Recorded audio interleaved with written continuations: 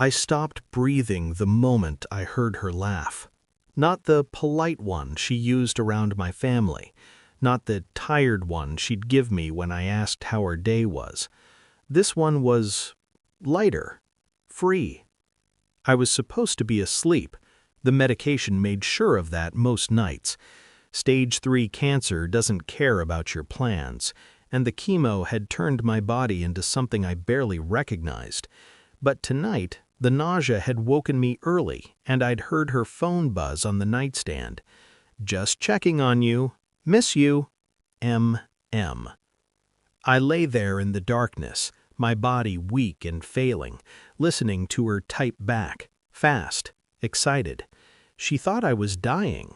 Maybe I was. I didn't confront her, not then.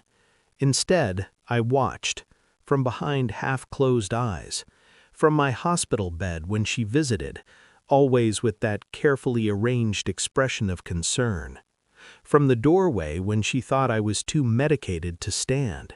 3 weeks of careful observation taught me everything. Mark, her work friend, the one who'd been helping out while I underwent treatment, bringing groceries, fixing things around the house, being there while I rotted in hospital rooms hoping I'd live long enough to see our anniversary. I found the messages 2 days before my final round of chemo. "He's getting worse. I know that sounds terrible, but maybe this is how it's supposed to end. We can finally be together." His response, "I love you. We'll get through this." I read every word, every plan they'd made, the life they'd already built in their heads, constructed on the foundation of my grave. I closed the phone, put it back exactly where she'd left it, and I made a decision.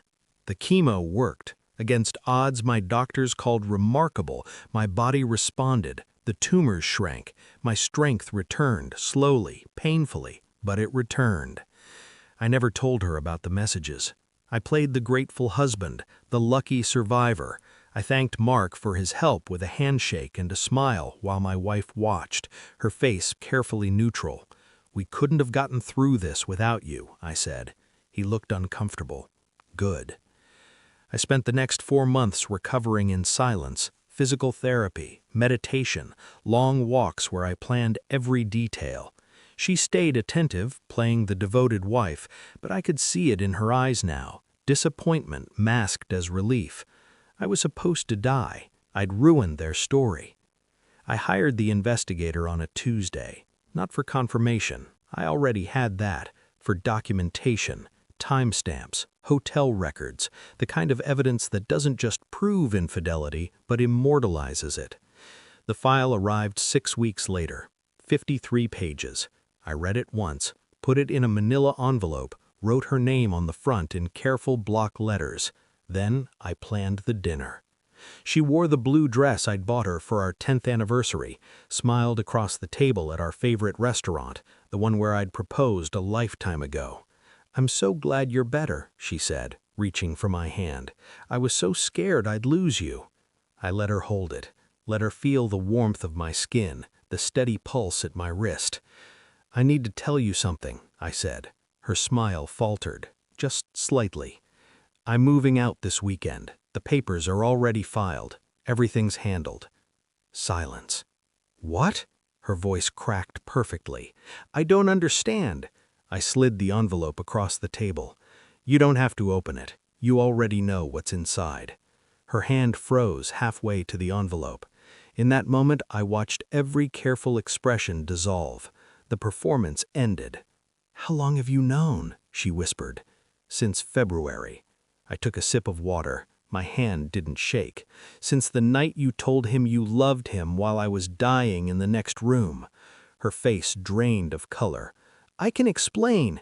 You thought I was too weak to notice, too medicated to hear, too close to death to matter." I leaned forward. "You waited for me to die so you could play the grieving widow and start fresh. How long were you going to wait before you brought him to my funeral?" "Please." Tears now, real ones, finally. "I was scared. I was weak. I made a mistake." "You made a choice." I stood. Every night for months, every message, every plan, those weren't mistakes. They were decisions. "Where will you go?" I almost laughed. That's what you ask? Not for forgiveness, not even why I stayed. I dropped cash on the table for the meal, looked at her one last time, this woman I'd loved, this stranger I'd married.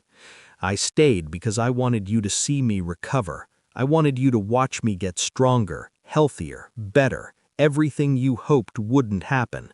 I wanted you to live with the knowledge that your plan failed.